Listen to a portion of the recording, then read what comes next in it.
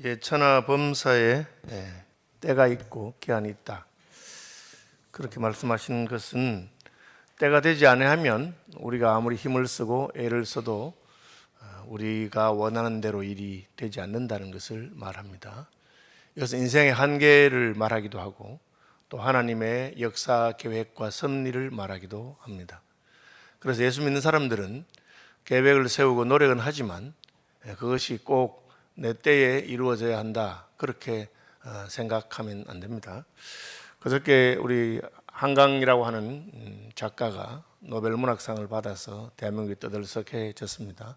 저는 국문학을 했기 때문에 그분 책을 읽었는데 읽을 때 굉장히 마음이 불편하더라고요. 불편해요. 그게 뭐냐 하면은 우리를 불편하게 하는 거죠. 불편하게 하는 것이 문학의 한 기능입니다. 그냥 우리를 가만히 두지 못하는 거죠. 그냥 살지 못하도록 자기 자신을 반성하게 하고 괴롭죠. 어떤 데는 읽기는 힘들 정도로 그렇게 만듭니다. 그냥 뭐 만화나 판타지 소설이나 무협지 같은 거 읽으면 편안하고 좋죠. 그런데 사실은 한강 작가의 노벨 문학상 수상에 대해서 또 반대하는 분도 있었어요. 뭐 저 정도를 가지고 뭘 주느냐, 그렇게.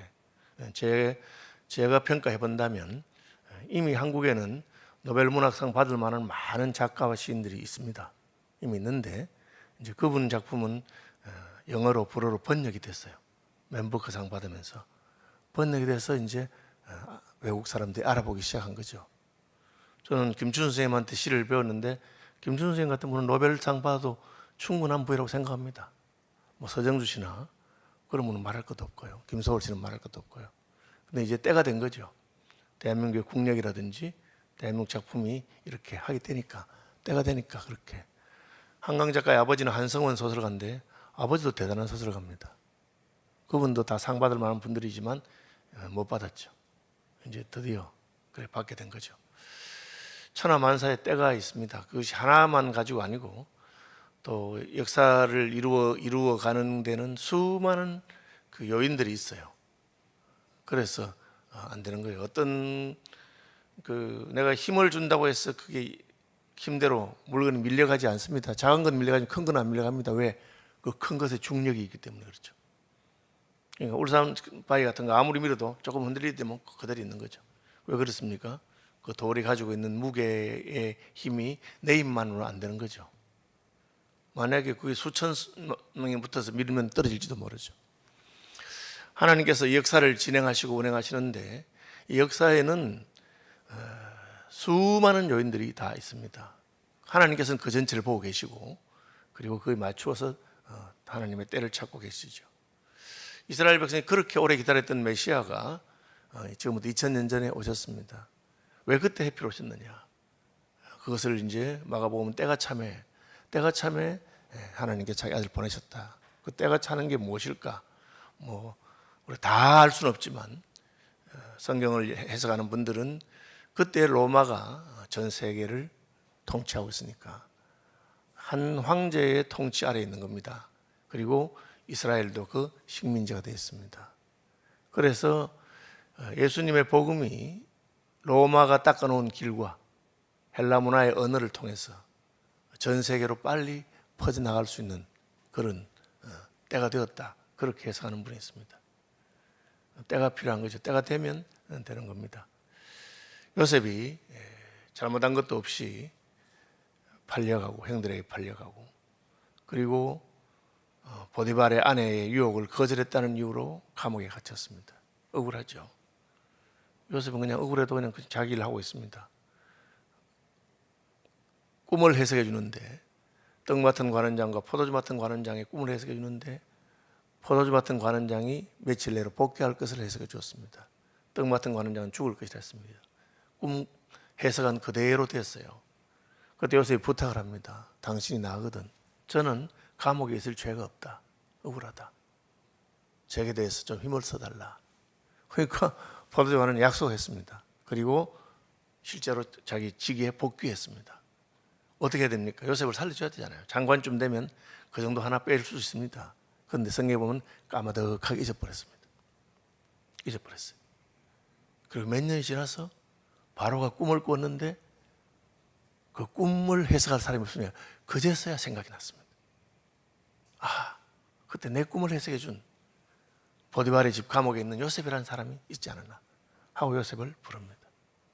왜 까마다가 잊었을까? 아직 하나님의 때가 안 되기 때문에 그렇죠. 하나님 때가 뭔지 몰랐습니다. 요셉이 꿈을 해석할 때 바로가 나이를 물어보는데 30살이라 했어요. 그런데 애굽의 그 공무원 관련 규정에 따르면 고위 공무원이 되려면 30살이 넘어야 돼요. 하나님께서 요셉이 30살 될 때까지 기다리셨다가 꿈을 해석하게 하고 하루아침에 국무총리를 세웁니다. 하나님의 때예요. 일찍 나와봤자 요셉은 뭐 하겠습니까? 노예하다가 그냥 억울함 풀어주고 나와도 거기서 뭘 먹고 살겠어요? 책도 없고 아무것도 없습니다.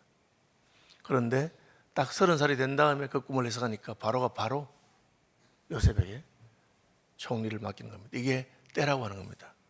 하나님의 때가 있는 것이죠. 다니엘이 얼마나 믿음의 사람입니까? 예루살렘의 회복을 위해서 하나님 앞에 간절하게 기도했습니다. 어린 소년의 때부터. 다니엘이 성경에 진짜 다니엘이 별로 흠잡을 게 없는 사람이에요. 다윗도 허물이 있고 다 허물이 있는데 요셉, 다니엘 이런 사람 진짜 흠잡을 게 없는 사람이에요. 그런데 다니엘이 평생을 기도하다가 깨닫습니다. 예루살렘의 황무함이 70년 만에 마치리라. 선지자 예레미야의 말을 깨달은 겁니다. 아, 하나님의 약속한 때가 있구나. 그래서 그는 평생을 기도하고 그것을 보았습니다. 예루살렘 회복되는 것을. 다니엘이 기도를 열심히 안 해서가 아니라 하나님의 때가 안 됐기 때문에 안 되는 거죠. 왜? 하나님 다른 계획이 있기 때문에. 역대기는 그것을 이스라엘 백성들이 율법을 어기고 안식년을 지키지 아니했기 때문에 토지가 70년 동안 안식년, 그동안 못 지킨 안식년을 한꺼번에 다 지키도록 하고 했다. 그렇게 해석했습니다. 천하범사의 때가 있습니다. 그죠? 예수님께서 금식하지 않는다고 요한의 제자들이 당신의 요한의 제자들은 금식하는데 당신의 제자들은 왜 금식하지 않느냐? 그러니까 예수님이 금식할 때가 있다. 신랑과 함께 있는 동안에 금식하겠느냐? 신랑을 빼앗기면 금식할 때가 일 것이다. 그렇게 말합니다. 하나님의 때와 계획을 따라서 해야 됩니다. 전쟁할 때가 있고 전쟁하지 말아야 될 때가 있고 그렇게 말하죠. 이스라엘 그 모세가 보낸 정탐꾼 10정탐꾼이 가데스 바네아에서 가나안 땅을 보고 왔는데 무섭다, 두렵다 그런 말을 했고 2명은 저들은 우리 밥이다, 가서 싸우면 된다 그렇게 말했습니다. 10대 2였죠. 그런데 백성들은 전부 10명의 편을 들었습니다. 그래서 60만 대 2가 됐습니다. 그러니까 60만 명이 10명의 정탐꾼의 편을 들었기 때문에 60만 대 2면 이건 1%도 아니고, 그죠? 6,000명이 1% 아닙니까? 600명이 0.1%고 60명은 0.01%고 6명이면 0.001%고 2명이면 0.0003% 그렇습니다. 이 하나님께서 너희는 저 땅을 차지할 준비가 안 됐다. 준비된 사람은 2명밖에 없기 때문에 내가 여호수아와 갈렙은 가나안 땅에 들어가겠지만 20살 이상 여기 있는 모든 사람은 광야에서 죽을 것이다. 하나님께 딱 선언했어요. 뒤늦게 아이고 잘못했습니다. 잘못했습니다 하고는 올라가 싸웁니다. 모세가 올라가지 말라 했습니다. 싸우는 쪽쪽 박살나는 거예요. 왜? 하나님이 너희가 준비 안 됐는데 가지 말라 했으면 안 가야 되는 거죠. 하나님 처음 가라 하셨을 때 그때 예 하면 되죠. 이게 이제 전쟁의 때가 있고 싸우지 말아야 될 때가 있는 겁니다. 예레미야가 바벨론이 공격했을 때 항복하라 그랬어요. 항복하라니까 무슨 저런 매국노가 있나. 적과 죽도록 싸워야지. 항복하라니. 그래서 욕을 얻어먹고 욕을 직사하게 얻어먹고 고초를 당했습니다. 그러나 예레미야가 그렇게 말한 것은 하나님께서 지금 바벨론을 들어서 너희를 징계하고 있는 거예요. 그러면 빨리 항복하고 잘못했습니다 하고 가서 곱게 벌받고 하나님의 때가 되면 다시 회복시킬 것이다. 그걸 모르고 그냥 애걸복걸 하면서 한다고 되는 것이 아니다. 그럼 이 전체 가르침 우리에게 주는 교훈은 무엇입니까? 우리가 자신의 한계를 알고 그냥 내가 할 수 있는 것만 하면 됩니다. 그래서 그냥 감사하고 먹을 거 주시면 먹고 입을 거 있으면 입고 그냥 인생의 때를 살아가면 되는 겁니다. 그죠? 제가 한강 작가가 이번엔 인터뷰도 안 하고 아무것도 안 했어요. 맨부커상 받았을 때 인터뷰한 게 나오더라고요. 그걸 보니까 그냥 아주 약간 수줍음이 많은 작가같이 그렇게 하더라고요. 그죠? 그냥 자기 글 쓴 거예요. 자기는 쓰고, 그때도 맨부커상 받을 때도 채식주의자 쓰고 10년 뒤나서 받았는데 지금 못 쓸 것 같아요. 그때 제가 그 나이에, 그러니까 30몇 살 됐은 그 나이에 그때 마음에 너무 아프고 해서 제가 쓴 겁니다. 그리고 그것이 결국은 이제 노벨상까지 간 거죠. 저도 이제 목사로서 이제 그걸 보면서 자신을 돌아보면 저도 30대의 설교자로서의 어떤 그 열정도 있었고 40도 있는데 그게 지금 다시 하고 싶다고 그렇게 되는 것도 아니에요. 제가 설교를 4시간씩 하고 그렇게 했습니다. 집회. 그럴 때가 있는 거죠. 하나님께서 그렇게 쓰신 거죠. 그럼 어떻게? 그걸 그냥 감사하며 살면 되는 겁니다. 나의 젊은 날에 혹은 또 내가 나이가 들면서 내 인생에 맞춰서 그냥 하나님 주신 대로 하나님 섬기면서 감사하며 살면 됩니다. 마음대로 되는 게 아니에요. 그때 그걸 내가 끝까지 붙들고 싶다고 되는 것도 아니고 또 나는 세월이 지나면서 달라지고 그래서 해 아래서 인생이 하나님이 그렇게 지으신 대로 할 수밖에 없고 변치 않고 영원한 것은 하나님밖에 없으니 하나님을 붙들고 사는 겁니다. 이거를 뭐 이렇게 초월이라고 표현해야 될지 혹은 달관이라고 표현해야 될지 모르겠어요. 왜? 우리는 하나님께서 이 모든 역사를 주관하시는 걸 믿으니까 내가 계획하고 고민한 대로 하긴 하지만 그대로 안 돼도 어떡하겠어요? 안 돼도. 그죠? 인생이 이제 아주 자신만만하고 자기 일을 잘하고 한 번도 실패 안 하고 그런 분들을 하나님께서 꺾으시는 게 언제냐? 자식 낳으면 그래, 자식. 자식을 낳고 오면 자식이 마음대로 안 되는 거예요. 거기서 우리가 굉장히 겸손해집니다. 다윗이 왜 간통을 했을까? 그렇게 믿음의 사람이잖아요. 다윗 같은 믿음의 사람이 없어요. 골리앗 앞에서도 두려워하지 않는 사람이에요. 사울이 그렇게 자기를 죽이려고 해도 직접 원수를 갚지 않냐고. 그 다윗의 시편이나 뭐 이런 거 보면 주께서 내 등불을 켜시나이다. 뭐 자오전 그런 사람인데 전혀 엉뚱하게 나이가 들어가지고 미친 짓을 한 거죠. 왕이 충성스러운 부하를 죽이고. 왜 그랬을까? 하나님께서 왜 그걸 허락하셨을까? 가르친 겁니다. 인생이 별 것 없는 일. 인생이 별 것 없다. 다윗도 그렇게 하는데 우리는 어떻게 했습니까? 그러니까 겸손하게 내 최선을 다하려고 노력하지만 안 돼도 주님 잘못했습니다. 죄인입니다. 불쌍해 주십시오 하고 그렇게 하나님을 경외하고 우리의 소망이 우리에게 있지 않고 하나님께 있다는 것에 큰 위로를 받으며 살아가는 겁니다. 장로교가 왜 예정론을 주장했느냐? 그게 이제 근본적으로 인간에 대한 실망이죠. 자기 자신에 대한 실망과 좌절인 겁니다. 내가 아무리 힘쓰고 해서도 안 되는 겁니다. 왜? 이미 아담이 실패한 거거든. 그래서 예수님께서 오셨구나. 이제 그걸 깨닫게 되면 그냥 겸손하게 나갑니다. 이걸 깨달은 사람은 내가 잘해도 별로 교만하지 않습니다. 그죠? 제가 어제 한강시 맨부커상 받은 다음에 인터뷰한 거 보면서 약간 쑥스러워하는 그죠? 그런 여성이더라고. 이제 노벨상을 받았는데 인터뷰 안 한다 하잖아요.